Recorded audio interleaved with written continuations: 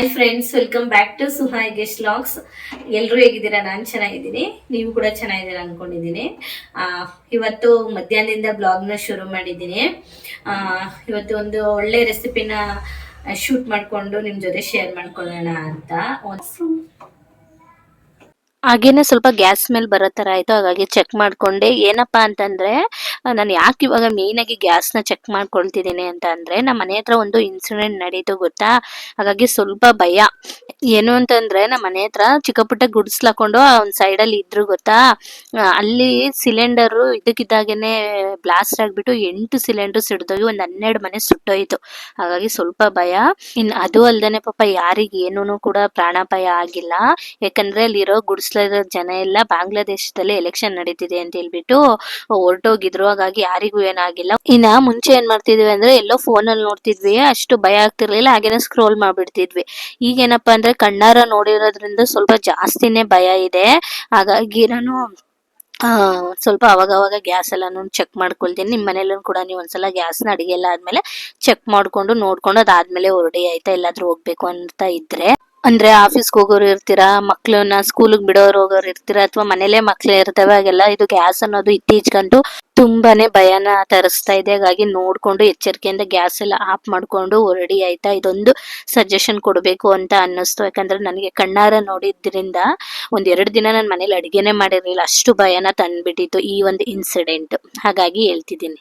ಇನ್ನ ಯಾರಿಗೇನ್ ತೊಂದ್ರೆ ಆಗಿಲ್ಲ. ಆದ್ರೂ ಒಂದ್ ನಾಯಿ ಮರಿ ಸತ್ತೋಯ್ತು. ಅದನ್ನು ಕೂಡ ಒಂದು ಜೀವಿನೇ ಅಲ್ವಾ, ಅದನ್ನು ಕೂಡ ತುಂಬಾನೇ ಬೇಜಾರಾಯ್ತು. ಇನ್ನ ಇವಾಗ ವಿಡಿಯೋನ ಶುರು ಮಾಡೋಣ ಬನ್ನಿ. ಒಂದು ಒಳ್ಳೆ ರೆಸಿಪಿನ ಇವತ್ತು ನಾನು ಕ್ಯಾಪ್ಚರ್ ಮಾಡ್ಕೊಳ್ತಾ ಇದ್ದೆ. ಹಾಗಾಗಿ ನಿಮ್ ಜೊತೆ ಕೂಡ ಶೇರ್ ಮಾಡೋಣ ಅಂತ. ಏನಪ್ಪಾ ಅಂದ್ರೆ, ನಾವು ಮೊನ್ನೆ ಸ್ವಲ್ಪ ಹೊರಗಡೆ ಹೋಗಿದ್ವಿ. ಅವಾಗ ಹಲಸಿನಕಾಯಿ ತಂದಿದ್ವಿ. ಸಾಂಬಾರ್ ಕಾಯಿ ಎಲ್ಲ ಬರುತ್ತಲ್ಲ, ಅದು ತಗೊಂಡ್ ಬಂದಿದ್ವಿ. ಅದರಲ್ಲಿ ಯಾವಾಗ್ಲೂ ಸಾಂಬಾರು ಅದು ಇದು ಮಾಡ್ತಾನೆ ಇರ್ತೀವಲ್ಲ.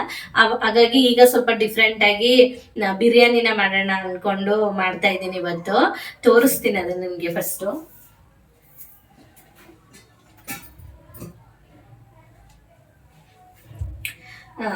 ಒಂದು ಇಷ್ಟು ದೊಡ್ಡದಿದೆ, ಇನ್ನೊಂದು ಚಿಕ್ಕದಿದೆ.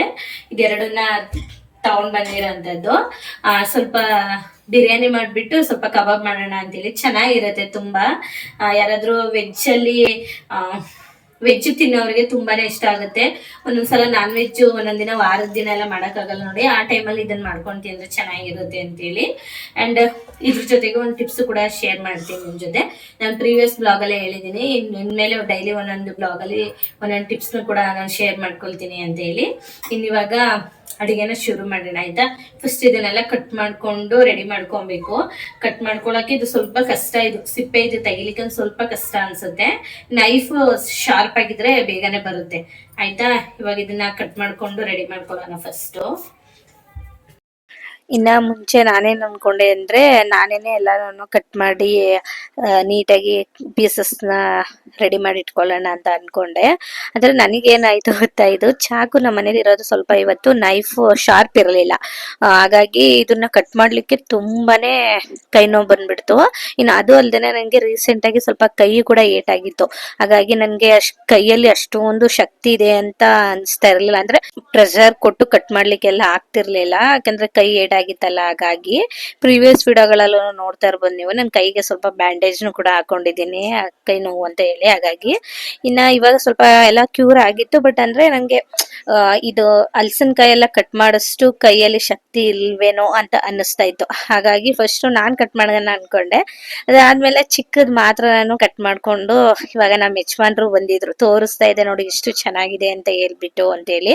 ಯಾಕಂದ್ರೆ ಇಷ್ಟು ಚಿಕ್ಕದ್ರಲ್ಲೇನೆ ಒಂದು ಸ್ವಲ್ಪ ಬೀಜ ಬರೋ ತರನು ಕೂಡ ಆಗ್ಬಿಟ್ಟಿತ್ತು. ಹಾಗಾಗಿ ನಾನು ಇಷ್ಟು ಚಿಕ್ಕದ್ರಲ್ಲೇನೆ ನೋಡು ಬೀಜ ಬರ್ತಾ ಇದೆ ಅಂತ ಹೇಳ್ತಾ ಇದ್ದೆ. ಅದಾದ್ಮೇಲೆ ನಮ್ಮ ಮನೆಯವರು ಸ್ವಲ್ಪ ಎಲ್ಲಾನು ಕಟ್ ಮಾಡ್ಕೊಟ್ಟು, ಅವರು ಕೂಡ ಟೀ ಎಲ್ಲ ಕುಡ್ಕೊಂಡು ಡ್ಯೂಟಿಗೆ ಹೊರಟ್ರು. ಅದಾದ್ಮೇಲೆ ನಾನು ಅಡಿಗೆನ ಸ್ಟಾರ್ಟ್ ಮಾಡ್ತಾ ಇದ್ದೀನಿ.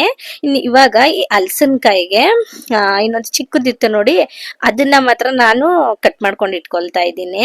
ಇನ್ನು ದೊಡ್ಡದನ್ನ ನಮ್ಮ ಮನೆಯವರೇ ಕಟ್ ಮಾಡಿ ಕೊಟ್ಟು ಟೈಮ್ ಆಗುತ್ತೆ ಅಂತ ಹೇಳಿ ಹೊರಟ್ರು. ಇನ್ನ ಈ ಹಲಸಿನಕಾಯಿ ಹಂಗೇನೆ ಇಟ್ಬಿಟ್ರೆ ಕಪ್ಪಾಗ್ಬಿಡುತ್ತೆ.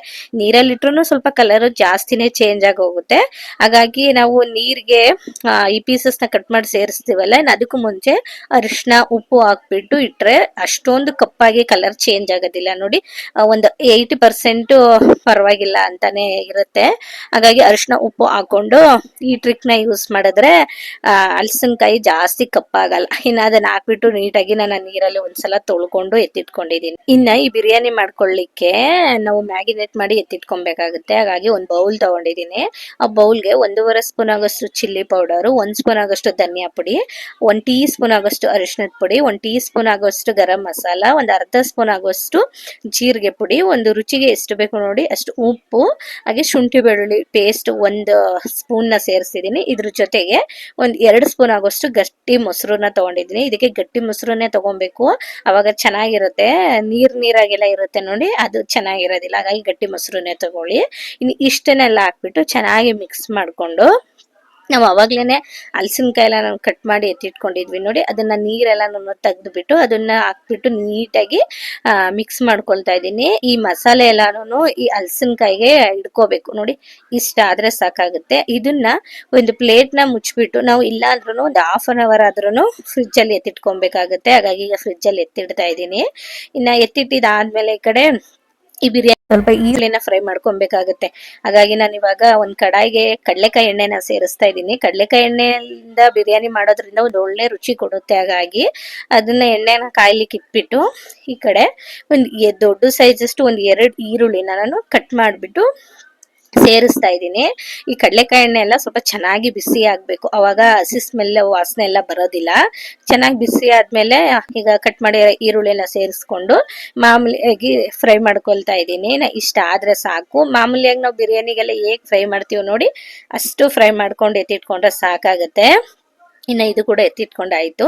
ಈಗ ಈ ಬಿರಿಯಾನಿಗೆ ಮೇನ್ ಮಸಾಲೆನ ರುಬ್ಬಿ ಎತ್ತಿಟ್ಕೋಬೇಕಾಗುತ್ತೆ. ಹಾಗಾಗಿ ರೆಡಿ ಮಾಡ್ಕೊಳ್ತಾ ಇದ್ದೀನಿ.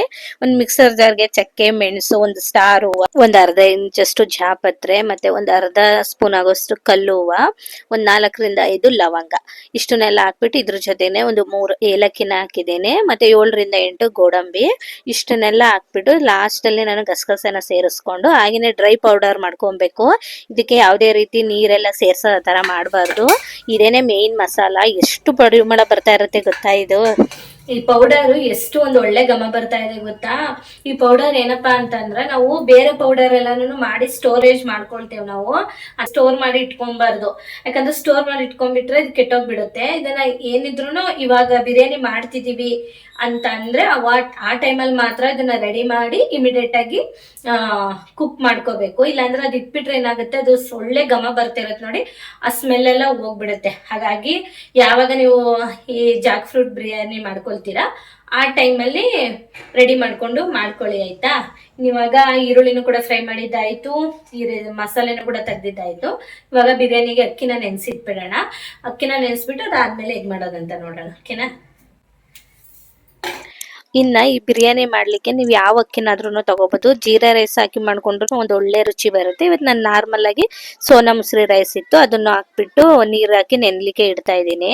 ಬಿರಿಯಾನಿಗೆ ರೆಡಿ ಮಾಡ್ಕೊಳ್ತಾ ಇರ್ಬೇಕಾದ್ರೆ ಅಕ್ಕಿನ ನೆನ್ಸ್ಕೊಂಡ್ರೆ ಸಾಕು, ಅದಕ್ಕೂ ಮುಂಚೆ ನೆನೆಸೋ ಅಗತ್ಯ ಇಲ್ಲ, ಓವರ್ ಕುಕ್ ಆಗ್ಬಿಡತ್ತೆ. ಹಾಗಾಗಿ ಈಗ ನಾನು ಗ್ಯಾಸ್ ಮೇಲೆ ಒಂದು ಕಡಾಯಿನ ಇಟ್ಕೊಂಡು ಅದಕ್ಕೆ ಅವಾಗಲೇ ಈರುಳ್ಳಿನ ಫ್ರೈ ಮಾಡ್ಕೊಂಡಿದ್ವಿ, ಅದೇ ಎಣ್ಣೆನ ಸೇರಿಸ್ಕೊಂಡು ಇನ್ನೊಂದು ಸ್ವಲ್ಪ 1 ಸ್ಪೂನ್ ಆಗಷ್ಟು ಎಣ್ಣೆನ ಸೇರಿಸ್ಬಿಟ್ಟು ಪಲಾವ್ ಸ್ಪೈಸಸ್ ಬರುತ್ತೆ ನೋಡಿ ಅದನ್ನೆಲ್ಲ ಸೇರಿಸ್ಕೊಂಡು ಕೊನೆಯಲ್ಲಿ ಕರಿಬೇವು, ಹಸಿಮೆಣಸಿನ್ಕಾಯಿ, ಮತ್ತೆ ಶುಂಠಿ ಬೆಳ್ಳುಳ್ಳಿ ಪೇಸ್ಟ್ ಇಷ್ಟನ್ನೆಲ್ಲ ಹಾಕೊಂಡು ಒಂಚೂರು ಹುರ್ಕೊಳ್ತಾ ಇದ್ದೀನಿ. ಇದಕ್ಕೆ ಮೇಯ್ನ್ ಆಗಿ ಶಾಯಿ ಜೀರಾನ ಸೇರಿಸ್ಕೊಳ್ಳಿ, ಒಂದು ಒಳ್ಳೆ ರುಚಿ ಕೊಡುತ್ತೆ. ಇನ್ನು ಇದಕ್ಕೂ ಅಷ್ಟೇ 2 ಸ್ಪೂನ್ ಆಗೋಷ್ಟು ಮೊಸರನ್ನ ಸೇರಿಸ್ಕೊಳ್ತಾ ಇದ್ದೀನಿ. ಇದನ್ನ ಹಾಕಿ ಒಂಚೂರು ಫ್ರೈ ಮಾಡ್ಕೊಂಡು ಅದಾದ್ಮೇಲೆ ಪುದೀನ ಸೊಪ್ಪು ಮತ್ತೆ ಕೊತ್ತಂಬರಿ ಸೊಪ್ಪನ್ನ ಹಾಕಿ ಒಂಚೂರು ಹುರ್ಕೊಂಡು ಇದಕ್ಕೆ ನಾವು ಅವಾಗ್ಲೇನೆ ಫ್ರೈ ಮಾಡಿ ಇಟ್ಕೊಂಡಿದ್ವಿ ನೋಡಿ ಈರುಳ್ಳಿ, ಅದನ್ನ ಒಂದು ಅರ್ಧ ಭಾಗದಷ್ಟು ನಾನು ಇವಾಗ ಸೇರಿಸ್ತಾ ಇದ್ದೀನಿ. ನಂದು ಅರ್ಧ ಭಾಗದಷ್ಟು ಎತ್ತಿಟ್ಕೊಂಡಿದ್ದೀನಿ, ಗ್ರೇವಿಗೂ ಬೇಕಾಗುತ್ತೆ ಅಂತ ಹೇಳಿ. ಇನ್ನು ಇವಾಗ ಲೋಟ ತೋರಿಸ್ತಾ ಇದ್ದೀನಿ ನೋಡಿ, ಈ ಲೋಟದಲ್ಲಿ ನಾನು 2 ಗ್ಲಾಸ್ ಆಗೋಷ್ಟು ಅಕ್ಕಿನ ತಗೊಂಡಿದ್ದೆ, ಹಾಗಾಗಿ 4 ಗ್ಲಾಸ್ ಆಗೋಷ್ಟು ನೀರ್ನ ಸೇರಿಸ್ತಾ ಇದ್ದೀನಿ. ಈ ನೀರೆಲ್ಲ ಸೇರಿಸಿ ಒಂಚೂರು ಮಿಕ್ಸ್ ಮಾಡ್ಕೊಂಡು ಸ್ವಲ್ಪ ಉಪ್ಪನ್ನ ಸೇರಿಸ್ತಾ ಇದ್ದೀನಿ. ಉಪ್ಪನ್ನ ನೋಡ್ಕೊಂಡು ಸೇರಿಸ್ಕೊಳ್ಳಿ, ಯಾಕಂದ್ರೆ ಗ್ರೇವಿಗೂ ಮತ್ತೆ ಅನ್ನಕ್ಕೂ ಜಾಸ್ತಿ ಆಗ್ಬಿಟ್ರೆ ಕಷ್ಟ, ತಿನ್ಲಿಕ್ಕೆ ಚೆನ್ನಾಗಿರೋದಿಲ್ಲ.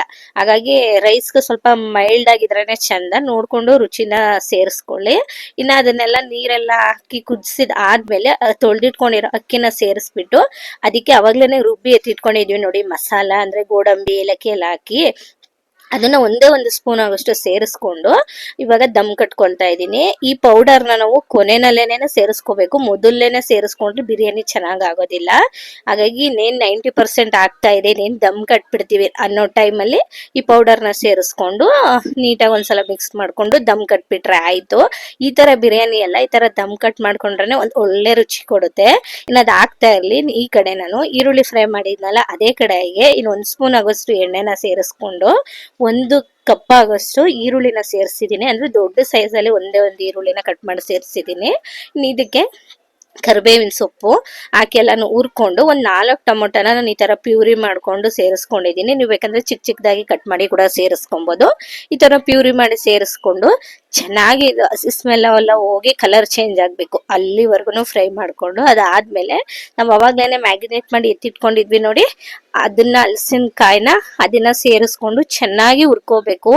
ಇದನ್ನ ಮಾಡ್ಲಿಕ್ಕೆ ಒಂದ್ ಸ್ವಲ್ಪ ಟೈಮ್ ತಗೊಳುತ್ತೆ, ಇಲ್ಲ ಅಂತಂದ್ರೂ ಇದನ್ನ ಒಂದ್ 20 ನಿಮಿಷನಾದ್ರೂ ಬೇಯಿಸ್ಕೋಬೇಕಾಗುತ್ತೆ. ಈಗ ನಾನು ತೋರಿಸ್ತಾ ಇದ್ದೀನಿ ನೋಡಿ, ಸ್ಪೂನ್ ಅಲ್ಲಿ ತರ ಅಂದ್ರೆ ಅದು ಕಟ್ ಆಗ್ಬೇಕು ಅಲ್ಲಿವರೆಗೂ ಕುಕ್ ಮಾಡ್ಕೊಂಡು, ಅದಾದ್ಮೇಲೆ ಒಂದು 1/4 ಭಾಗದಷ್ಟು ನೀರ್ನ ಸೇರಿಸ್ಕೊಂಡು ಇದ್ರ ಜೊತೆಗೆ ಒಂದ್ ಸ್ವಲ್ಪ ರುಚಿಗೆ ಎಷ್ಟು ಬೇಕು ನೋಡಿ ಉಪ್ಪು ಅಷ್ಟನ್ನು ಹಾಕ್ಬಿಟ್ಟು ನೀಟಾಗಿ ಮಿಕ್ಸ್ ಮಾಡ್ಕೊಂಡು, ಇದೊಂದು 90% ಆಗಿದೆ ಅನ್ನುವಾಗ ನಾವು ಅವಾಗ್ಲೇನೆ ರುಬ್ಬಿ ಎತ್ತಿಟ್ಕೊಂಡಿದ್ವಲ್ಲ ಪೌಡರು, ಅದನ್ನ ಸೇರಿಸ್ಕೊಂಡು ಇದ್ರ ಜೊತೆಗೆ ನಾವು ಫ್ರೈ ಮಾಡಿ ಎತ್ತಿಟ್ಕೊಂಡಿದ್ವಿ ನೋಡಿ ಈರುಳ್ಳಿ, ಅದನ್ನು ಕೂಡ ಎಲ್ಲಾನು ಸೇರಿಸ್ಕೊಂಡು ಒಂಚೂರು ಫ್ರೈ ಮಾಡ್ಕೊಂಡು ಒಂದ್ 5 ನಿಮಿಷ ಲೋ ಫ್ಲೇಮ್ ಅಲ್ಲಿ ಕುದಿಸ್ಕೊಬೇಕು.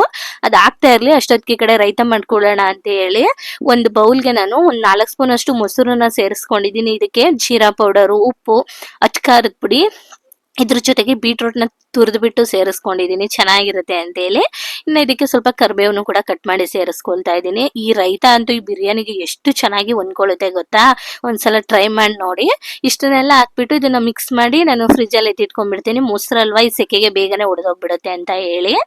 ಇದ್ರ ಜೊತೆಗೆ ನೀವು ನಾರ್ಮಲ್ ಆಗಿ ಬೀಟ್ರೋಟ್ ನ ಸೇರ್ಸೋ ಬದಲು ದಾಳಿಂಬೆನು ಕೂಡ ಹಾಕಿ ರೈತನ ಮಾಡ್ಕೊಬಹುದು, ಅದನ್ನು ಕೂಡ ಚೆನ್ನಾಗಿ ಬಿರಿಯಾನಿಗೆ ಹೊಂದ್ಕೊಳ್ಳುತ್ತೆ.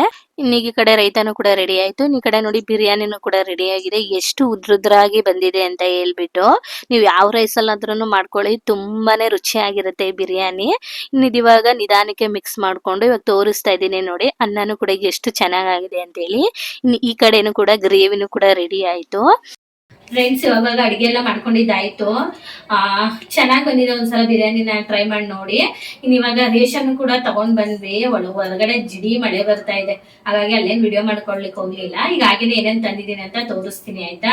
ಇನ್ನು ಮೊದ್ಲಿಗೆ ಆಲೂಗೆಡ್ಡೆ ಮತ್ತೆ ಈರುಳ್ಳಿ ಎಲ್ಲ ಖಾಲಿ ಆಗ್ಬಿಟ್ಟಿದ್ದನ್ನ ತಂದಿರೋಂಥದ್ದು, ಮತ್ತೆ ಸ್ವಲ್ಪ ಹಣ್ಣು ತಗೊಂಡ್ ಬಂದ್ವಿ. ಎಷ್ಟು ಚೆನ್ನಾಗಿದೆ, ಘಮ್ ಅಂತ ಇದೆ, ನಾಳೆ ತಿಂದ್ರೆ ಚೆನ್ನಾಗಿರುತ್ತೆ. ಹಾಗಾಗಿ ಹಣ್ಣು ಮತ್ತೆ ಇದು ದ್ರಾಕ್ಷಿ ಕೂಡ ತಂದಿದ್ದಾಯ್ತು. ಇನ್ನು ಇದ್ರ ಜೊತೆಗೆ ಟೊಮೆಟೊನು ಕೂಡ, ಟೊಮೆಟೊ ಏನು ರೇಟ್ ಆಗಿದೆ ಫ್ರೆಂಡ್ಸ್, ಜಾಸ್ತಿ ರೇಟ್ ಆಗಿದೆ ಟೊಮೆಟೊ, 40 ರೂಪಾಯಿ kg ಆಗಿದೆ, ಮಳೆ ಬರ್ತಾ ಇದೆಯಲ್ಲ ಹಾಗಾಗಿ. ನೋಡಿ ಟೊಮೆಟೊ, ಈರುಳ್ಳಿ, ಆಲೂಗೆಡ್ಡೆ ಮತ್ತೆ ಹಣ್ಣು ಎಲ್ಲ ಹಂಗೇನೆ ತೊಗೊಂಡು ಬಂದಿದ್ದು. ಆರ್ಪಿಟ್ ಬೇಕಿತ್ತು ಅಂತೇಳಿ ಆರ್ಪಿಟ್ ತಂದಿದ್ದೀನಿ. ಆ್ಯಂಡ್ ಎಣ್ಣೆ ನಾನು ಇದನ್ನೇ ಬಳಸೋದು, ಇದ್ರ ಜೊತೆಗೆ ಕಡಲೆಕಾಯಿ ಎಣ್ಣೆ ಮತ್ತೆ ಸಾಸಿವೆ ಎಣ್ಣೆ ಎಲ್ಲ ಬಳಸ್ತಾ ಇರ್ತೀನಿ, ಹಾಗಾಗಿ ಇದನ್ನ ತಗೊಂಡಿದ್ದೀನಿ. ಏನ್ ಗೊತ್ತಾ, ಡಿ ಮಾರ್ಟ್ಗೆ ಹೋಗೋಕೆ ಟೈಮ್ ಇರ್ಲಿಲ್ಲ, ಹಾಗಾಗಿ ಮಳೆ ಬೇರೆ ಬರ್ತಾ ಇತ್ತಲ್ಲ, ಇಲ್ಲೇನೆ ಲೋಕಲ್ ಶಾಪ್ಗೆನೆ ಹೋಗ್ಬಿಟ್ಟು ತಗೊಂಡ್ ಬಂದಿದ್ದು. ಇನ್ನ ಆಟ ಬೇಕಿತ್ತು, ಅದನ್ನು ಕೂಡ ತಂದಿದ್ದೀನಿ. ಅದ್ರ ಜೊತೆಗೆ ಶುಂಠಿ ಬೆಳ್ಳುಳ್ಳಿ ಪೇಸ್ಟು ಮತ್ತೆ ಅರಿಶಿನ ಪೌಡರು, ಆಮೇಲೆ ಕಡಲೆಬೇಳೆ ಮತ್ತೆ ರವೆ, ಮೀಡಿಯಂ ರವೆನೂ ತೊಗೊಂಡಿದ್ದೀನಿ, ಮತ್ತೆ ಚಿರೋಟಿ ರವೆ ಬರುತ್ತಲ್ಲ ಅದನ್ನು ತೊಗೊಂಡಿದ್ದೀನಿ. ಇದ್ರ ಜೊತೆಗೆ ಬ್ಯಾಡಗಿ ಮೆಣಸಿನ್ಕಾಯಿ ಬೇಕಾಗಿತ್ತು ಸ್ವಲ್ಪ, ಅದನ್ನು ತಂದಿದ್ದೀನಿ. ಇನ್ನು ಮೊಸರು ದಾಲು ತುಂಬಾ ದಿನದ ಖಾಲಿನೇ ಆಗೋಗ್ಬಿಟ್ಟಿತ್ತು, ಹಾಗಾಗಿ ತಗೊಂಡ್ ಬಂದಿರೋದು. ಇನ್ನು ಪಾತ್ರೆ ತೊಳಿಲಿಕ್ಕೆ ಸೋಪು ಮತ್ತೆ ಅವಲಕ್ಕಿ ತಗೊಂಡ್ ಬಂದಿದ್ದೀನಿ, ಮತ್ತೆ ಬಾದಾಮ್ ಪೌಡರ್ ಬೇಕಿತ್ತು, ಹಾಗಾಗಿ ಅದನ್ನು ತಗೊಂಡಿದ್ದೀನಿ. ಇನ್ನು ಸಕ್ಕರೆ, ನಮ್ಮ ಮನೆಯವ್ರಿಗೆ ಅಂತೇಳಿ ಸೋಪ್ನ ತಂದಿದ್ದೀನಿ ಮೈಸೂರು ಸ್ಟ್ಯಾಂಡರ್ಡು. ಇನ್ನು ನನಗೆ ಅಂತೇಳಿ ಲಕ್ಸು, ಇದ್ರ ಜೊತೆಗೆ ಕಡಲೆಕಾಳು ಮತ್ತೆ ಪುಟಾಣಿ ಅಂತ ನೋಡಿ, ಕಡಲೆ ಹುರ್ಗಡ್ಲೆ, ಅದನ್ನು ತೊಗೊಂಡಿದ್ದೀನಿ. ಇನ್ನು ಕಾಬೂಲ್ ಕಡಲೆ ಮತ್ತೆ ಚಿಲ್ಲಿ ಪೌಡರ್ ಖಾಲಿ ಆಗಿಬಿಟ್ಟಿತ್ತು, ಮನೇಲಿ ಮಾಡಿರೋದು ಹಾಗಾಗಿ ತಗೊಂಡಿದ್ದೀನಿ. ಈ ಸಲ ನಾನು ಮಂಗಳೂರು ರೈಸ್ ಅಂತ ಹೇಳ್ತಾರೆ ನೋಡಿ, ಅದನ್ನು ತಗೊಂಡಿದ್ದೀನಿ. ಅಂದರೆ ಕೆಂಪು ರೈಸ್ ಅದನ್ನು ತಂದಿದ್ದೀನಿ, ಖಾಲಿಯಾಗಿತ್ತು ಅಂತೇಳಿ. ಇನ್ನು ಕಡಲೆ ಬೀಜ ಮತ್ತು ಸ್ವಲ್ಪ ಬಟಾಣಿ ಬೇಕಿತ್ತು, ಸರ್ಪು ಬ್ಲೀಚಿಂಗ್ ಹಾಕೋ ಸರ್ಪೆಲ್ಲ ಖಾಲಿ ಆಗಿಬಿಟ್ಟಿತ್ತು. ಸಾಮಾನ್ಯವಾಗಿ ನಾನು 6 kg ಆ ಥರ ತೊಗೊಳ್ತೀನಿ, ಚಿಕ್ಕ ಪ್ಯಾಕೆಟ್ ಎಲ್ಲ ತರಲ್ಲ, ಸುಮ್ಮನೆ ಲಾಸ್ ಅಂತೇಳಿ. ಇನ್ನು ಏನಾಯಿತು ಅಂದರೆ ಶಾಪಲ್ಲಿ 6 kg ಇರಲಿಲ್ವಂತೆ, ಹಾಗಾಗಿ ಒಂದೇ 1 kg ತಂದಿದ್ದೀನಿ. ಡಿಮಾರ್ಟ್ಗೆ ಹೋದರೆ ತಂದುಬಿಡೋಣ ಅಂತ ಹೇಳ್ಬಿಟ್ಟು ಅವಾಗ ತೊಗೊಳ್ಬೇಕು. ಇನ್ನು ಮಾಮೂಲಿಯಾಗಿ ರೈಸ್ ಇಷ್ಟನ್ನ ಇವತ್ತು ಶಾಪಿಂಗ್ ಮಾಡ್ಕೊಂಡು ಬಂದಿರೋದು. ಡಿಮಾರ್ಟ್ಗೆ ಹೋಗಕ್ಕೆ ಟೈಮ್ ಇರಲಿಲ್ಲ ನೋಡಿ, ಹಾಗಾಗಿ ಇಲ್ಲೇನೆ ಲೋಕಲ್ ಶಾಪಲ್ಲೇ ತಂದಿರೋ ಅಂಥದ್ದು. ಕೆಲವೊಂದು ಸಲ ನಾನು ಲೋಕಲ್ ಶಾಪಲ್ಲೂ ತೊಗೊಳ್ತಾ ಇರ್ತೀನಿ, ಜಾಸ್ತಿ ಸಲನೇ ಲೋಕಲ್ ಶಾಪಲ್ಲಿ ತೊಗೊಳ್ತೀನಿ. ಕೆಲವೊಂದು ಸಲ ಟೈಮ್ ಇದೆ ಅಂದರೆ ಡಿಮಾರ್ಟ್ಗೆ ಹೋಗ್ತೀನಿ. ಇನ್ನು ಇದನ್ನೆಲ್ಲ ತೆಗ್ದಿಟ್ಕೋಬೇಕು. ತೆಗ್ದಿಟ್ಬಿಟ್ಟು ಸ್ವಲ್ಪ ಇವತ್ತು ಸಂಕಷ್ಟಹರ ಚತುರ್ಥಿ ಇದೆ ನೋಡಿ, ಹಾಗಾಗಿ ಸಿಂಪಲ್ ಆಗಿ ಪೂಜೆ ಎಲ್ಲ ಮಾಡ್ಕೊಂಡು ದೇವಸ್ಥಾನಕ್ಕೆ ಬೇರೆ ಹೋಗ್ಬೇಕು. ಇನ್ನು ಇಷ್ಟು ಕೆಲಸ ಮಾಡ್ಕೊಳ್ಳೋ ಅಷ್ಟೊತ್ತಿಗೆ ಇವತ್ತು ಸುಮಾರು ಟೈಮ್ ಆಗಿಬಿಡ್ತು. ನೋಡೋಣ ಆಯ್ತಾ, ಆಮೇಲೆ ಸಿಕ್. ಇನ್ನಿವಾಗ ನಾನು ಕೂಡ ಪ್ರಶ್ನಪ್ಪಾಗಿ ಬಂದೆ. ಸುಮಾರು ಒಂದು 7 ಗಂಟೆ ಹತ್ತತ್ರನೇ ಆಗ್ಬಿಟ್ಟಿತ್ತು ಅಡುಗೆ ಎಲ್ಲ ಮಾಡಿ, ಇಷ್ಟು ಕೆಲಸ ಎಲ್ಲ ಮಾಡೋಷ್ಟೊತ್ತಿಗೆನೆ. ಇವತ್ತೇನಪ್ಪ ಅಂತಂದ್ರೆ ಸ್ವಲ್ಪ ಚಿಡಿ ಮಳೆ ಹಿಡ್ಕೊಂಡ್ಬಿಟ್ಟಿತ್ತು ಆಯ್ತಾ. ಅದು ಬೆಳಗ್ಗೆ ಇರಲಿಲ್ಲ, ಇನ್ನು ಮಧ್ಯಾಹ್ನ ಮೇಲೆನೆ ಶುರುವಾಗಿರೋದು. ಇದು ಸ್ವಲ್ಪ ಬರೋದು ಸ್ವಲ್ಪ ನಿಲ್ಲೋದು ಈ ಥರನೇ ಆಗ್ತಾ ಇತ್ತು. ಇನ್ನ ಈ ಬೇಸಿಗೆ ಟೈಮಲ್ಲಿ ಈ ತರ ಮಳೆ ಬರೋದು ಚಂದನೆ. ಅಂದ್ರೆ ಜಾಸ್ತಿ ಬಂದ್ರೆ ತಂಪಾಗಿರುತ್ತೆ, ಸ್ವಲ್ಪ ಬಂದು ನಿಂತೋಗ್ಬಿಟ್ರೆ ತುಂಬಾನೇ ಸೆಕೆ ಆಗುತ್ತೆ. ಹಾಗಾಗಿ ಈ ಸಲ ಚೆನ್ನಾಗೇನೆ ಮಳೆ ಬರ್ತಾಯಿತ್ತು, ಅಂದ್ರೆ ಜಿಡಿ ಮಳೆ ಹಿಡ್ಕೊಂಡ್ಬಿಟ್ಟಿತ್ತು. ಇನ್ನ ಸರಿ ಅಂತೇಳಿ ಇವಾಗ ನಾನು ಫ್ರೆಶ್ ಅಪ್ ಆಗೆಲ್ಲ ಬಂದ್ಮೇಲೆ ಇವತ್ತು ಸಂಕಷ್ಟಹರ ಚತುರ್ಥಿ ಇತ್ತು ನೋಡಿ, ಅವತ್ತು ದಿನದ ಇದು ಬ್ಲಾಗು ನಾನು ಇವತ್ತು ವಾಯ್ಸ್ ಓವರ್ ಕೊಡ್ತಾ ಇದ್ದೀನಿ, ಯಾಕಂದ್ರೆ ಟೈಮ್ ಇರಲಿಲ್ಲ ಅಂತೇಳಿ. ಇವತ್ತು ನಾನು ಗಣೇಶನ್ಗೆ ಪುಟ್ಟು ಹಾರನ ಪೋಣಿಸ್ಬಿಟ್ಟು ಹಾಕೋಣ ಅನ್ಕೊಂಡು ಫಸ್ಟ್ ಮಾಡಿದೆ. ನಮ್ಮ ಮನೇಲಿ ಗಣಪತಿ ಚಿಕ್ಕದ್ ಇದ್ದಿದ್ರಿಂದ ಅದಾಗ್ಲಿಲ್ಲ. ಆಮೇಲೆ ಸರಿ ಅಂತೇಳಿ ಅದನ್ನ ಕಳ್ಸಕ್ಕೆ ಇಟ್ಬಿಟ್ಟು ಹಾಗೇನೆ ಹೂವು ಎಲ್ಲ ಚೇಂಜ್ ಮಾಡಿ ದೇವ್ರಿಗೆ ಹಣ್ಣನ್ನ ಪ್ರಸಾದವಾಗಿ ಇಟ್ಬಿಟ್ಟು ಪೂಜೆನ ಮಾಡ್ತಾ ಇದ್ದೀನಿ. ಇವತ್ತೇನಪ್ಪ ಅಂದ್ರೆ ಸಂಕಷ್ಟಹರ ಚತುರ್ಥಿ ಇತ್ತಲ್ವಾ, ನಮ್ಮಲ್ಲಿರೋ ವಿಘ್ನಗಳು ಅಥವಾ ನಮ್ಮ ಮನೇಲಿರೋ ವಿಘ್ನಗಳು ಏನೇ ವಿಘ್ನಗಳಿದ್ರು ದೂರ ಮಾಡ್ಲಿ. ಹಾಗೇನೆ ಈ ಗಣಪತಿಗೆ ಬಂದು ನಾವು ಮೊದಲನೇ ಪೂಜೆನ ಅರ್ಪಿಸ್ತೀವಿ. ಯಾವುದೇ ಪೂಜೆ ಆಗ್ಲಿ ನಾವು ಮೊದಲು ಮಾಡ್ಕೊಳ್ಳೋದೇ ವಿಘ್ನ ವಿನಾರಕನ್ಗೆ ಪೂಜೆನ. ಅಂದ್ರೆ ನಾವು ಮಾಡೋ ಕೆಲಸ ಒಳ್ಳೇದಾಗ್ಲಿ, ಯಶಸ್ವಿ ತಂದು ಕೊಡ್ಲಿ, ಅದ್ರಲ್ಲಿ ಏನೇ ರೀತಿ ವಿಘ್ನಗಳು ಇರಬಾರ್ದು ಅಂತ ಹೇಳಿ. ಅದು ಅಲ್ಲದೆ ಈ ಸಲ ಇನ್ನ ಸಂಕಷ್ಟಹರ ಚತುರ್ಥಿ ಇತ್ತಲ್ವಾ, ಸ್ವಲ್ಪ ಗಣಪತಿಗೆ ಚೆನ್ನಾಗೇನೆ ಎಲ್ಲಾ ಕಡೆ ಪೂಜೆನ ಮಾಡ್ತಾರೆ. ನಮ್ಮನೆಲ್ಲ ಸಿಂಪಲ್ ಆಗಿ ಏನೇನೆ ಮಾಡಿರೋದು.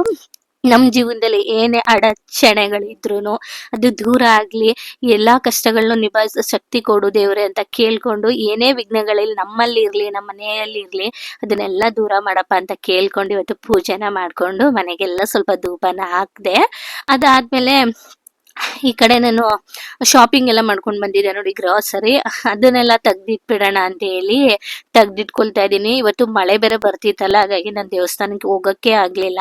ನಮ್ಮ ಮನೆಯವ್ರು ಬೇರೆ ಇರ್ಲಿಲ್ಲ, ಇದ್ದಿದ್ರೆ ಆಟೋದಲ್ಲೇ ಹೋಗಿ ಬಂದ್ಬಿಡ್ತಾ ಇದ್ವಿ. ಇನ್ನು ಬೈಕಲ್ಲಿ ಹೋದ್ರೆ ನೆನ್ದೋಗ್ಬಿಡ್ತೀವಿ ಅಂತ ಹೇಳಿ ಇನ್ನು ಹೋಗ್ಲಿಲ್ಲ. ಸರಿ ಬಿಡು, ಇನ್ನು ಟೈಮ್ ಇತ್ತಲ್ಲ ಅಂತ ಹೇಳ್ಬಿಟ್ಟು ಗ್ರಾಸರಿ ಎಲ್ಲ ತಂದಿದ್ನಲ್ಲ ಅದನ್ನೆಲ್ಲ ಅಲ್ಲೆಲ್ಲೇ ಎತ್ತಿಟ್ಕೊಂಡ್ಬಿಡೋಣ ಅಂತ ಹೇಳಿ ಎತ್ತಿಟ್ಕೊಳ್ತಾ ಇದ್ದೀನಿ. ಮೊದ್ಲಿಗೆ ನಾನು ಈರುಳ್ಳಿನ ಹಳೆ ಈರುಳ್ಳಿ ಉಳ್ದಿರೋದು ನೋಡಿ ಅದನ್ನೆಲ್ಲಾನು ಸೈಡ್ಗೆ ಎತ್ತಿಟ್ಕೊಂಡು ಇವಾಗ ತಂದಿರೋ ಈರುಳ್ಳಿನ ಮೊದಲು ಹಾಕ್ಬಿಟ್ಟು ಅದಾದ್ಮೇಲೆ ಹಳೆ ಈರುಳ್ಳಿನೆಲ್ಲ ಮೇಲೆ ಹಾಕೊಂಡು ಎತ್ತಿಟ್ಕೊಳ್ತಾ ಇದ್ದೀನಿ. ಈ ತರ ಮಾಡೋದ್ರಿಂದ ಮೊದಲು ನಾವು ತಂದಿಟ್ಕೊಂಡಿರ್ತೀವಿ ನೋಡಿ, ಆ ಈರುಳ್ಳಿ ಎಲ್ಲ ಬೇಗನೆ ಖಾಲಿ ಆಗ್ಬಿಡುತ್ತೆ ಅಂತ ಹೇಳಿ ನಾನು ಈ ತರ ಮಾಡ್ಕೊಳ್ತೀನಿ. ಇನ್ನು ಆಲೂಗೆಡ್ಡೆನೂ ಕೂಡ ಎಲ್ಲಾನು ತುಂಬಾನೇ ಫ್ರೆಶ್ ಆಗಿತ್ತು ಈ ಸಲ, ಹಾಗಾಗಿ ಅದನ್ನು ಕೂಡ ಇವಾಗ ಒಂದು ಪುಟ್ಟಿಯಲ್ಲಿ ಹಾಕಿ ಎತ್ತಿಟ್ಕೊಂಡಿದ್ದೀನಿ. ಇನ್ನ ಇವಾಗ ರೈಸ್ನ ನಾನು ಈ ಬೌಲಲ್ಲಿ ಹಾಕಿಡ್ತಾ ಇದ್ದೀನಿ. ಅಂದ್ರೆ ನಾನು ರೈಸ್ ಅಂತಾನೆ ಈ ತರ ಒಂದು ಬಾಕ್ಸ್ ಇಟ್ಕೊಂಡ್ಬಿಟ್ಟಿದ್ದೀನಿ. ನಮ್ಮ ಮನೇಲಿ ಏನ್ ಗೊತ್ತಾ, ನಾವು ಒಂದು 5 kg ರೈಸ್ ತಂದ್ರೇನೆ ಒಂದು ಇಲ್ಲ ಅಂದ್ರೂ ಒಂದು 15 ದಿನ ಅಂತೂ ಅದು ಬಂದೇ ಬರುತ್ತೆ. ಯಾಕಂದ್ರೆ ನಾನು ರಾಜ್ಮುಡಿ ರೈಸ್ನ ಬಳಸ್ತಾ ಇರ್ತೀನಿ, ಮತ್ತೆ ಜೀರಾ ರೈಸ್ನ ಬಳಸ್ತಾ ಇರ್ತೀನಿ, ಬಾಸ್ಮತಿ ರೈಸ್ನು ಬಳಸ್ತಾ ಇರ್ತೀನಿ. ಅಂಡ್ ಇದ್ರ ಜೊತೆಗೆ ಮಂಗಳೂರು ರೈಸ್ ಕೆಂಪಕ್ಕಿ ಬರುತ್ತೆ ನೋಡಿ, ಕುಚ್ಚಲಕ್ಕಿ ಅಂತೀವನಲ್ಲ, ಅದನ್ನು ಕೂಡ ಎಲ್ಲಾನು ಬಳಸ್ತಾ ಇರ್ತೀನಿ. ಹಾಗಾಗಿ ಈ ರೈಸ್ ಬಂದು ತುಂಬಾನೇ ಕಡಿಮೆ. ಹಾಗಾಗಿ ನಾನು ಬರೀ ಒಂದು 5 kgನ ತಂದು ಇಟ್ಕೊಳ್ತೀನಿ. ಒಂದು ಮೂಟೆ ತಂದ್ರು ಅದನ್ನೇ ಪ್ರೈಸ್ ಬರುತ್ತೆ, ಒಂದು 5 kg ತಂದ್ರು ಅದೇ ಪ್ರೈಸ್ ಬರುತ್ತೆ. ಒಂದು ಸ್ವಲ್ಪ ಹೆಚ್ಚು ಕಡಿಮೆ ಆಗುತ್ತಲ್ಲ, ಹಾಗಾಗಿ 5 kgನ ತಂದು ನಾನು ಇಟ್ಕೊಳ್ತೀನಿ. ಅದನ್ನು ಕೂಡ ಎತ್ತಿಟ್ಬಿಟ್ಟು ಇವಾಗ ಸ್ವಲ್ಪ ಹಣ್ಣೆಲ್ಲ ಇತ್ತು. ಇವತ್ತೇನಾಯ್ತಪ್ಪ ಅಂತಂದ್ರೆ ನಮ್ಮ ಮನೆಯವರು ನಿನ್ನೆನೂ ಕೂಡ ಹಣ್ಣು ತಂದಿದ್ರು. ನಾನು ಏನಂತೆ ಅಂತ ಹೇಳಿದೆ ಅಂದ್ರೆ ಬಾಳೆಹಣ್ಣು ಸ್ವಲ್ಪ ಇನ್ನು ಕಾಯಿ ತರ ಇರೋದನ್ನ ತಗೊಂಡ್ ಬನ್ನಿ ಅಂತ ಹೇಳಿದೆ. ಇವ್ರೇನ್ ಮಾಡಿದ್ರು ಅಂದ್ರೆ ಅದು ಸ್ವಲ್ಪ ಹಣ್ಣಿಗೆನೆ ಬಂದ್ಬಿಟ್ಟಿತ್ತು. ಅದನ್ನೇ ತಗೊಂಡ್ ಬಂದಿದ್ರು. ಏನೋ ಅದು ಇನ್ನೂ ಸ್ವಲ್ಪ ಇವತ್ತು ಜಾಸ್ತಿನೇ ಹಣ್ಣಾಗ್ಬಿಟ್ಟು, ಇದು ನೆನ್ನೆ ತಂದಿತ್ತು.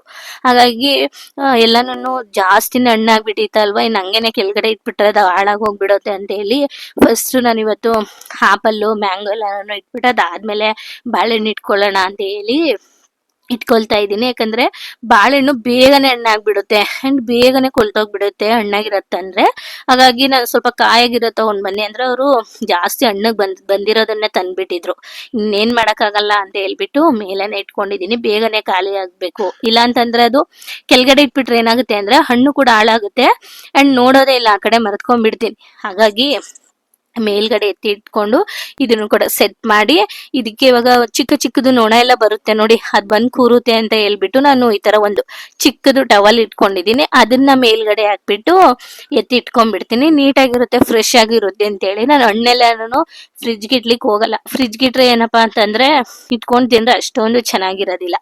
ಹಾಗಾಗಿ ಈ ತರ ಹೊರಗಡೆನೆ ಇಟ್ಕೊಳ್ಳೋದು ಜಾಸ್ತಿ ನಾನು ಹಣ್ಣೆಲ್ಲಾನು.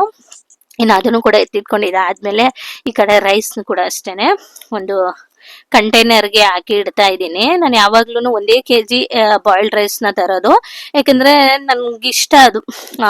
ನಮ್ಮ ಮನೆಯವ್ರಿಗೆಲ್ಲ ಅಷ್ಟೊಂದು ಇಷ್ಟ ಆಗೋದಿಲ್ಲ. ಹಾಗಾಗಿ 1 kg ತಂದ್ರೇನೆ ಜಾಸ್ತಿ ದಿನನೇ ಬರುತ್ತೆ, ಹಾಗಾಗಿ ಸಾಕಾಗುತ್ತೆ. ನಾನು ಅದನ್ನು ಕೂಡ ಎತ್ತಿಟ್ಕೊಂಡಿದ್ದೆ. ಆದ್ಮೇಲೆ ಇನ್ನಿವಾಗ ಮಾಮೂಲಿಯಾಗಿ ಬಾಕ್ಸಸ್ ಎಲ್ಲ ನಾನು ಬೆಳಗ್ಗೆನೆ ತೊಳೆದಿಟ್ಬಿಟ್ಟು ಹೋಗಿದ್ದೆ. ಯಾಕಂದ್ರೆ ಪ್ಲಾನ್ ಮಾಡ್ಕೊಂಡಿದ್ದೆ ಮುಂಚೆನೆ, ಇವತ್ತು ಗ್ರಾಸರಿ ಎಲ್ಲ ತಂದ್ಬಿಟ್ಟು ಟೈಮ್ ಇದ್ರೆ ಫಿಲ್ ಮಾಡೋಣ, ಇಲ್ಲಾಂದ್ರೆ ನಾಳೆ ಫಿಲ್ ಮಾಡೋಣ ಅಂತೇಳಿ. ಇವತ್ತು ಟೈಮ್ ಇತ್ತಲ್ಲ, ಹಾಗಾಗಿ ಎಲ್ಲಾನು ಕ್ಲೀನ್ ಮಾಡ್ಕೊಂಡು ಎತ್ತಿಟ್ಕೊಳ್ತಾ ಇದ್ದೀನಿ. ಇವಾಗ ಮೊದ್ಲು ಕಂಟೈನರ್ ತೇವ ಇದೆಯಾ ಅಥವಾ ಇಲ್ವಾ ಅಂತ ಹೇಳಿ ಚೆಕ್ ಮಾಡ್ಕೊಳ್ತಾ ಇದ್ದೀನಿ. ಒಂದೊಂದ್ಸಲ ಚೆಕ್ ಮಾಡಿಲ್ಲ ಅಂತಂದ್ರೆ ಹಂಗೆ ಹಾಕ್ಬಿಟ್ಟಿರ್ತೀನಿ. ಒಂದ್ಸಲ ಹಂಗೆ ಆಗಿತ್ತು, ಅಂದ್ರೆ ಬೇಗನೆ ಹುಳ ಹತ್ಬಿಟ್ಟಿತ್ತು. ಈ ಸಲ ನೋಡ್ಕೊಂಡು ಫಸ್ಟ್ಗೆ ಕಡಲೆ ಬೀಜ ಎಲ್ಲಾನು ಹಾಕಿ ಎತ್ತಿಟ್ಕೊಳ್ತಾ ಇದ್ದೀನಿ. ಇವಾಗ ಸಕ್ಕರೆನ ಹಾಕಿ ಇಡೋಣ ಅಂತೇಳಿ. ಈ ಸಕ್ಕರೆಗೆ ಇರುವೆ ಎಲ್ಲ ಬರಬಾರ್ದು ಅಂದ್ರೆ ಲವಂಗನ ಹಾಕಿ ಇಟ್ಕೊಳ್ಳಿ. ನಮ್ಮ ಮನೇಲಿ ಏನು ಇರುವೆ ಎಲ್ಲ ಇಲ್ಲ, ಹಾಗಾಗಿ ನಾನು ಲವಂಗ ಏನು ಹಾಕಿಡ್ತಿರ್ಲಿಲ್ಲ. ಯಾಕಂದ್ರೆ ಬೇಗನೆ ಕಾಳು ಎಲ್ಲ ಹುಳ ಬರುತ್ತೆ ನೋಡಿ. ಅದು ಯಾವ್ಯಾವ ಕಾಳು ಅಂದ್ರೆ ಮೊದ್ಲಿಗೆ ಹೆಸರು ಕಾಳು, ಮತ್ತೆ ಕಡಲೆ ಬೀಜ, ಹೆಸರು ಬೇಳೆನು ತುಂಬಾನೇ ಕಡಿಮೆ ಹುಳ ಆಗೋದು, ತುಂಬಾ ಬೇಗ ಆಗಲ್ಲ, ಲೇಟ್ ಆಗುತ್ತೆ. ಇನ್ನು ಮೇನ್ ಆಗಿ ಕಡಲೆ ಬೇಳೆ ಇದೆಲ್ಲ ಜಾಸ್ತಿ ಹುಳ ಆಗ್ಬಿಡುತ್ತೆ. ಹಾಗಾಗಿ ಇದಕ್ಕೆಲ್ಲ ಪಲಾವ್ ಎಲೆ ಹಾಕಿ ಇಟ್ಕೊಂಡ್ರೆ ಸಾಕು. ಹಾಗಂತಾನೆ ಹೇಳಿ ನಾನು ಈ ಕಡಲೆ ಬೇಳೆ ಎಲ್ಲಾನು 1/4 kgನೇ ತರೋದು. 1/4 kg ತಂದ್ರೇನೆ ನಮ್ಮ ಮನೆಗೆ ಇದು ಜಾಸ್ತಿ ಬರುತ್ತೆ. ಅಂದ್ರೆ ಒಗ್ಗರಣೆಗೆ ಮಾತ್ರ ನಾನು ಬಳಸ್ತಿರ್ತೀನಿ, ಹಾಗಾಗಿ ಸ್ವಲ್ಪನೇ ಕ್ವಾಂಟಿಟಿಯಲ್ಲಿ ತರೋದು. ಇದು ಕೂಡ ಫಿಲ್ ಮಾಡಿ ಇಟ್ಕೊಂಡಿದ್ದಾಯ್ತು. ಇನ್ನ ಏನಪ್ಪಾ ಅಂತಂದ್ರೆ ವಡೆ ಬಜ್ಜಿ ಎಲ್ಲ ತೀರಾ ಕಡಿಮೆ ಮಾಡೋದು. ಅವಾಗ ಏನಾದ್ರು ಖಾಲಿ ಆದ್ರೆ ಅವಾಗ ಮಾತ್ರ ತಂದಿಟ್ಕೊಳ್ತೀನಿ. ಹಾಗಾಗಿ ನಾನೇನ್ ಜಾಸ್ತಿ ಏನು ಕಡಲೆಬೇಳೆ ಎಲ್ಲ ತರ್ಲಿಕ್ಕೆ ಹೋಗಲ್ಲ, ಬೇಗನೆ ಹುಳ ಬಂದ್ಬಿಡುತ್ತೆ ಅಂತ ಹೇಳ್ಬಿಟ್ಟು ಅದೊಂದು ರೀಸನ್. ಹಾಗಾಗಿ ಇನ್ನು ಇವಾಗ ಈ ಕಡೆ ಬಟಾಣಿ ಅದನ್ನೆಲ್ಲ ಹಾಕಿ ಎತ್ತಿಟ್ಕೊಂಡೆ. ಇನ್ ಕಾಬೂಲ್ ಕಡ್ಲೆ ಹಳೇದು ಸ್ವಲ್ಪ ಇತ್ತು ಆಯ್ತಾ, ಅದನ್ನ ಫಸ್ಟ್ ನಾನು ಒಂದು ಮುಚ್ಚಳಕ್ಕೆ ಹಾಕಿ ಎತ್ತಿಟ್ಕೊಂಡು, ಫಸ್ಟ್ ಇವಾಗ ತಂದಿದ್ದೆ ನೋಡಿ ಅದನ್ನ ಹಾಕ್ಬಿಟ್ಟು ಅದ್ರ ಮೇಲೆ ಇದಾಕಿಡೋಣ ಅನ್ಕೊಂಡು ಫಸ್ಟ್ ನಾನು ಹೊಸದು ಯಾವ್ದನ್ನ ತಂದಿದೆ ಕಾಬೂಲ್ ಕಡ್ಲೆನ ಅದನ್ನ ಹಾಕೊಳ್ತಾ ಇದ್ದೀನಿ. ಈ ತರ ಮಾಡೋದ್ರಿಂದ ಹಳೆ ಕಾಳುಗಳೆಲ್ಲಾನು ಬೇಗನೆ ಖಾಲಿ ಆಗುತ್ತೆ ಅಂತ ಹೇಳಿ ನಾವು ಅದನ್ನೇನೆ ಡೈರೆಕ್ಟ್ ಆಗಿ ಮುಂಚೆನೆ ಹಾಕಿಟ್ಬಿಟ್ರೆ ಮೇಲ್ಗಡೆ ಕಾಳೆಲ್ಲ ಖಾಲಿ ಆಗುತ್ತೆ, ಅದು ಹುಳ ಹತ್ಕೊಳ್ಳುತ್ತೆ. ಹಾಗಾಗಿ ನಾನು ಈ ತರ ಮಾಡ್ಕೊಳ್ತೀನಿ. ಯಾವಾಗ್ಲೂ ಅಷ್ಟೇ ನಾನು ಇದೇ ತರಾನೇ ಮಾಡ್ಕೊಳ್ಳೋದು. ಇನ್ನು ಇವತ್ತೊಂಚೂರು ವಿಡಿಯೋನ ಮಾಡ್ಕೊಳ್ತಾ ಇದ್ದೀನಿ, ಯಾರಿಗಾದ್ರೂ ಯೂಸ್ ಆದ್ರೆ ಯೂಸ್ ಆಗ್ಲಿ ಅಂತ ಹೇಳಿ. ಇನ್ನ ಕಾಳುಗಳನ್ನೆಲ್ಲ ಫಿಲ್ ಮಾಡ್ಕೊಂಡಿದ್ ಆಯ್ತು. ಅದನ್ನು ಕೂಡ ಎತ್ತಿ ಎಲ್ಲಾನು ಜೋಡಿಸ್ಕೊಳ್ತಾ ಇದ್ದೀನಿ. ನಾನು ಯಾವಾಗ್ಲೂ ಫಿಲ್ ಮಾಡ್ಕೊಂಡೇನೆ ಈ ತರ ಇಟ್ಕೊಂಡ್ಬಿಡ್ತೀನಿ. ನೋಡಿ ಇವಾಗ ನೋಡ್ತಾ ಇದೀರಲ್ಲ, ಈ ತರ ಯಾವ್ದಾದ್ರು ಖಾಲಿ ಆಗಿದೆ ಅನ್ನೋ ಟೈಮಲ್ಲಿ ಕಂಟೈನರ್ ಎಲ್ಲ ವಾಶ್ ಮಾಡಿ ಇಟ್ಬಿಟ್ಟು ಅದಾದ್ಮೇಲೆ ರೀಫಿಲ್ ನ ಮಾಡ್ಕೊಳ್ತೀನಿ ಅಷ್ಟೇನೆ. ಇನ್ನು ಇವಾಗ ಕಡೆ ಎಕ್ಸ್ಟ್ರಾ ಉಳ್ದಿತ್ತಲ್ಲ ಇದನ್ನೆಲ್ಲ ನಾನು ಒಂದು ಕಂಟೈನರ್ಗೆ ಹಾಕಿಟ್ಕೊಳ್ತೀನಿ. ಅಂತಂದ್ರೆ ನಾನು ಆನ್ಲೈನ್ ಅಲ್ಲಿ ಆರ್ಡರ್ ಮಾಡಿದೆ, ಕಬೋರ್ಡ್ ರ್ಯಾಕ್ಸ್ ತರ ಬರುತ್ತೆ ನೋಡಿ ಅದು. ಇದನ್ನ ನಾನು ಈ ತರ ಎಕ್ಸ್ಟ್ರಾ ಗ್ರಾಸರಿ ಅದು ಇದು ಇಟ್ಕೊಳಕೆನೆ ಆರ್ಡರ್ ಮಾಡಿದ್ದು ಬೇಕು ಅಂತ ಹೇಳಿ. ಇನ್ನು ಉಳ್ದಿರೋ ಐಟಮ್ಸ್ ಎಲ್ಲ ನಾನು ಈ ತರ ಬಾಕ್ಸ್ ಹಾಕಿ ಈ ತರ ಸೆಟ್ ಮಾಡಿ ಇಟ್ಕೊಂಡ್ಬಿಡ್ತೀನಿ. ಒಂದ್ ಕಂಟೈನರ್ಗೆ ಸೆಟ್ ಮಾಡಿ ಇಟ್ಟೆ, ಖಾಲಿ ಇತ್ತು ಅಂತ ಹೇಳಿ. ಇನ್ನೊಂದ್ರಲ್ಲಿ ಸ್ವಲ್ಪ ಐಟಮ್ಸ್ ಎಲ್ಲ ಹಂಗೇನೆ ಇತ್ತು, ಅದನ್ನ ನಾನು ಫಸ್ಟ್ ನೋಡ್ಕೊಳ್ತಿದ್ದೀನಿ, ಯಾವ್ದಾದ್ರು ಹುಳ ಬಿದ್ದಿದೆ ಏನೋ, ಇಲ್ಲ ಯಾವ್ದಾದ್ರು ಬಿಸಾಡ್ಬೇಕಾ ಅಥವಾ ಏನು ಅಂತ ಹೇಳಿ ನೋಡ್ಕೊಂಡು ಅದಾದ್ಮೇಲೆ ಸೆಟ್ ಮಾಡ್ಕೊಂಡು ಇಟ್ಕೊಳ್ತಾ ಇದ್ದೀನಿ. ಈ ತರ ನೋಡ್ಕೊಳ್ಳೋದ್ರಿಂದ ಯಾವ್ದಿಲ್ಲ ಯಾವ್ದಿದೆ ಅನ್ನೋದು ಒಂದು ಐಡಿಯಾ ಬರುತ್ತೆ. ಸುಮ್ನೆ ದುಡ್ಡು ಕೊಡ್ತಾ ಇರೋದು ಬಿಸಾಕೋದು ಆತರ ಆಗೋದಿಲ್ಲ. ಹಾಗಾಗಿ ಈ ತರ ನೋಡ್ಕೊಂಡು ಎತ್ತಿಟ್ಕೊಳ್ತಾ ಇದ್ದೀನಿ. ಇನ್ನ ನಾನು ಈ ಸಲ ಏನ್ ಮಾಡಿದೆ ಅಂದ್ರೆ ಹುರ್ಗಡ್ಲೆನ ಜಾಸ್ತಿನೇ ತಂದ್ಬಿಟ್ಟಿದೆ. ನಮ್ಮ ಮನೆಗೆ ಸಾಮಾನ್ಯ 1/4 kg ತಂದ್ರೆ ಒಂದ್ ತಿಂಗಳು ಮೇಲೆ ಬರುತ್ತೆ. ಯಾಕಂದ್ರೆ ನಾನ್ ವೆಜ್ ಊಟಕ್ಕೆ ಮಾತ್ರ ನಾನು ಬಳಸೋದು. ಅದ್ ಬಿಟ್ರೆ ಚಟ್ನಿ ಮಾಡಿದಾಗ ಬಳಸ್ತೀನಿ, ಅದೆಲ್ಲ ತೀರಾ ಕಡಿಮೆ ಮಾಡೋದು. ನಾನ್ ವೆಜ್ ಅಂದ್ರೆ ಸ್ವಲ್ಪ ಜಾಸ್ತಿ ಮಾಡ್ತಿರ್ತೀವಿ, ಅಂದ್ರೆ ಕಡ್ಲೆನ ಬಳಸೋದು ಸ್ವಲ್ಪ ಕಡಿಮೆ. ಹಾಗಾಗಿ ಈ ಸಲ ಏನಾಯ್ತು ಅಂದ್ರೆ ನಾನು 1/4 kg ತರೋ ಬದಲು ಮಿಸ್ ಆಗಿ ಒಂದ್ ಅರ್ಧ 1/2 kg ತಂದ್ಬಿಟ್ಟಿದೀನಿ. ಯಾಕಂದ್ರೆ ಇದು ಜಾಸ್ತಿ ತಂದಿಟ್ಕೊಂಡ್ರು ಹುಳ ಆಗುತ್ತೆ, ಪೌಡರ್ ತರ. ಹಾಗಾಗಿ ನಾನು ಯಾವಾಗ್ಲೂ ಅಷ್ಟೇನೆ 1/4 kg ತರೋದು. ಈ ಸಲ ಜಾಸ್ತಿ ತಂದಿಟ್ಕೊಂಡಿದೀನಿ ಮರ್ತ್ಬಿಟ್ಟು. ಇನ್ನು ಅದನ್ನು ಕೂಡ ಒಂದ್ ಬಾಕ್ಸ್ ಹಾಕಿ ಎತ್ತಿಟ್ಕೊಳ್ತಾ ಇದೀನಿ. ಇನ್ನ ಗ್ರಾಸರಿ ಎಲ್ಲ ಆಯ್ತು. ಎತ್ತಿಟ್ಕೊಂಡಿದ್ದಾದ್ಮೇಲೆ ಒಂದ್ಸಲ ಸ್ಲ್ಯಾಬ್ ಎಲ್ಲ ನೀಟಾಗಿ ಕ್ಲೀನ್ ಮಾಡ್ಕೊಂಡು ಇವಾಗ ನನ್ನ ಮಗನ್ಗೆ ಊಟನ ಕೊಡ್ತಾ ಇದ್ದೀನಿ. ಇವತ್ತು ಸ್ವಲ್ಪ ಲೇಟೇ ಆಗ್ಬಿಡ್ತು, ಯಾಕಂದ್ರೆ ಇದನ್ನೆಲ್ಲ ಎತ್ತಿಟ್ಕೊಳ್ತಾ ಇದ್ನಲ್ಲ. ಹಾಗಾಗಿ ಇವತ್ತಂತೂ ಸಿಕ್ಕಾಬಟ್ಟೆ ಮಳೆ ಬರ್ತಾ ಇದೆ. ಇನ್ ಫೈನಲ್ ಆಗಿ ನೋಡಿ ಎಲ್ಲಾನು ನೀಟಾಗಿ ಸೆಟ್ ಮಾಡ್ಕೊಂಡು ಈ ತರ ಆರ್ಗನೈಸ್ ಮಾಡಿ ಇಟ್ಕೊಂಡಿದೀನಿ. ಇದೆಲ್ಲ ನಾನು ಆರ್ಡರ್ ಮಾಡ್ತಿದ್ದೆ ನೋಡಿ, ಅದರಿಂದ ತಂದಿರೋ ಕಂಟೈನರ್ಸ್ ಇದೆಲ್ಲ. ನಾನು ಇದೆಲ್ಲ ಯಾವ್ದು ದುಡ್ಡು ಕೊಟ್ಟು ತಗೊಂಡಿಲ್ಲ. ಈ ಪ್ಲಾಸ್ಟಿಕ್ ಬಾಕ್ಸ್ ಮಾತ್ರ ಆನ್ಲೈನ್ ಅಲ್ಲಿ ಆಫರ್ ಇತ್ತು ಅಂತ ಹೇಳಿ ಪರ್ಚೇಸ್ ಮಾಡಿರೋದು. ಯಾಕಂದ್ರೆ ಈ ಮನೇಲಿ ಇಡ್ಲಿಕ್ಕೆಲ್ಲ ಜಾಗ ಇಲ್ಲ, ಜಾಸ್ತಿ ಐಟಮ್ನು ಕೂಡ ಇಟ್ಕೊಳ್ಳೋದಿಕ್ ಆಗಲ್ಲ. ಹಾಗಾಗಿ ನಂಗೆ ಎಷ್ಟು ಬೇಕು ಅಂತ ಹೇಳಿ ಅಷ್ಟನ್ನ ಮಾತ್ರ ತಂದು ಇಟ್ಕೊಂಡಿದ್ದೀನಿ. ರೀಯೂಸಬಲ್ ಕೂಡ ಬಾಕ್ಸಸ್ ನಾನು ಯೂಸ್ ಮಾಡ್ತೀನಿ, ಯಾವ್ದು ಬಿಸಾಡ್ಲಿಕ್ಕೆ ಹೋಗಲ್ಲ. ಇನ್ನು ಇದನ್ನೆಲ್ಲ ಎತ್ತಿಟ್ಕೊಂಡಿದ್ ಆಯ್ತು. ಇವಾಗ ಊಟನ ಬಡಿಸ್ಕೊಂಡು ಒಂದ್ಸಲ ಟ್ರೈ ಮಾಡಿ ನೋಡಿ. ನಾನ್ ವೆಜ್ ಬಿರಿಯಾನಿಗಿಂತನೂ ಇದು ಸೂಪರ್ ಆಗಿ ಬರುತ್ತೆ. ಆಯ್ತಾ, ಒಂದ್ಸಲ ಟ್ರೈ ಮಾಡಿ ನೋಡಿ.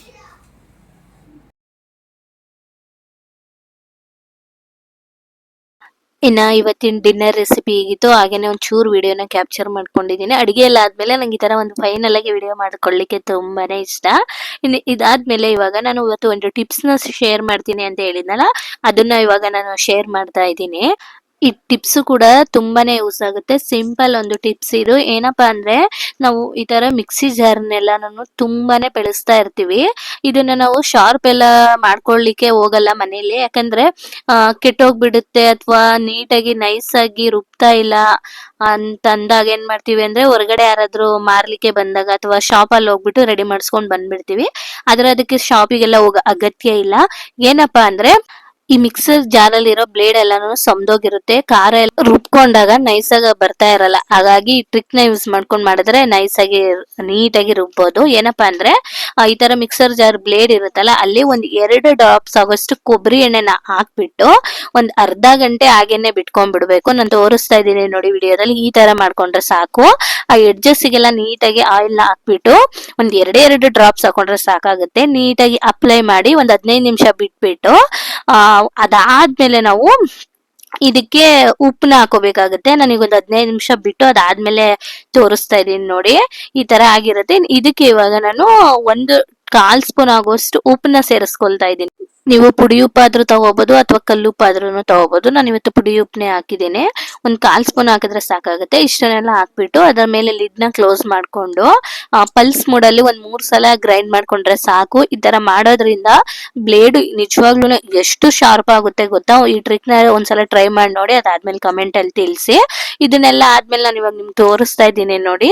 ಈ ತರ ರುಬ್ಕೊಂಡ್ರೆ ಸಾಕು. ಈ ತರ ರುಬ್ಕೊಂಡು ಅದಾದ್ಮೇಲೆ ಇವಾಗ ನಾನು ಓಪನ್ ಮಾಡಿ ತೋರಿಸ್ತೀನಿ ಎಷ್ಟು ಶಾರ್ಪ್ ಆಗಿದೆ ಅಂತ ಹೇಳಿ. ಬ್ಲೇಡು ತುಂಬಾನೇ ಶಾರ್ಪ್ ಇರುತ್ತೆ, ನೋಡ್ಕೊಂಡು ಯೂಸ್ ಮಾಡಿ ಆಯ್ತಾ. ಇನ್ನ ಇದನ್ನೆಲ್ಲ ಆದ್ಮೇಲೆ ವಾಶ್ ಮಾಡಿ ಎತ್ತಿಟ್ಕೊಂಡು ತೋರಿಸ್ತೀನಿ ಯಾವ ತರ ಇದೆ ಅಂತ ಹೇಳಿ. ಇನ್ನು ಇವತ್ತಿನ ಬ್ಲಾಗ್ನು ಕೂಡ ನಾನು ಇಲ್ಲಿಗೆನೆ ಎಂಡ್ ಮಾಡ್ತಾ ಇದ್ದೀನಿ. ಹೋಪ್ ನಿಮ್ಗೆ ಈ ಬ್ಲಾಗ್ ಖಂಡಿತ ಇಷ್ಟ ಆಗಿರುತ್ತೆ ಅಂತ. ಇಷ್ಟ ಆದ್ರೆ ನಮ್ಮ ಚಾನಲ್ ನ ಇನ್ನೂ ಯಾರಾದ್ರೂ ಸಬ್ಸ್ಕ್ರೈಬ್ ಮಾಡ್ಕೊಂಡಿಲ್ಲ ಅಂತ ಸಬ್ಸ್ಕ್ರೈಬ್ ಮಾಡ್ಕೊಂಡು ನೋಡಿ. ಹಾಗೇನೆ ಈ ಟಿಪ್ಸ್ ಹೇಗಿತ್ತು ಅಂತ ಹೇಳಿ ನನಗೆ ಕಮೆಂಟ್ ಅಲ್ಲಿ